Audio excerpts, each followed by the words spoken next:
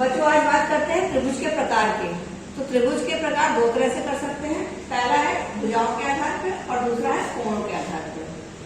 तो भुजाओं के आधार पर जिस त्रिभुज की तीनों भुजाएं बराबर हैं, यानी कि का खा और गा और का तीनों भुजाएं बराबर होंगी तो उसको हम कहते हैं समबाहु।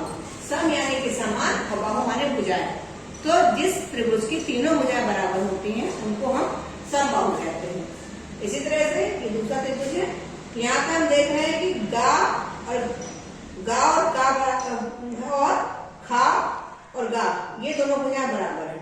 तो जब ये दो भुजाएं बराबर है और ये वाली भुजा थोड़ी बड़ी है, तो जिस त्रिभुज की दो भुजाएं बराबर होती है उनको कहते हैं समद्विबाहु।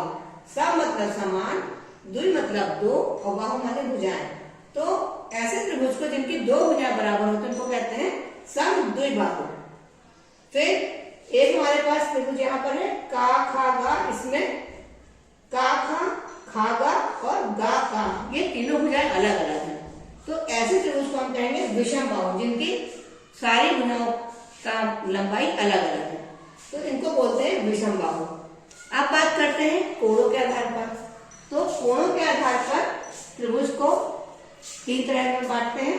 सबसे पहले देखते हैं न्यून कोण त्रिभुज। जिस त्रिभुज के तीनों कोण न्यून कोण होते हैं उसको कहते हैं न्यून कोण त्रिभुज, यानी कि सभी कोण न्यून कोण हो। फिर समकोण त्रिभुज। किसी भी त्रिभुज का यदि एक कोण समकोण होता है तो उसको हम कहते हैं समकोण त्रिभुज, जिसमें एक कोण समकोण होना जरूरी है। फिर अधिक कोण त्रिभुज। किसी भी त्रिभुज का यदि एक कोण अधिक कोण होता है तो उसको हम कहते हैं अधिक कोण त्रिभुज। तो इसमें यह मैंडेटरी है कि एक कोण अधिक कोण होना चाहिए त्रिभुज में।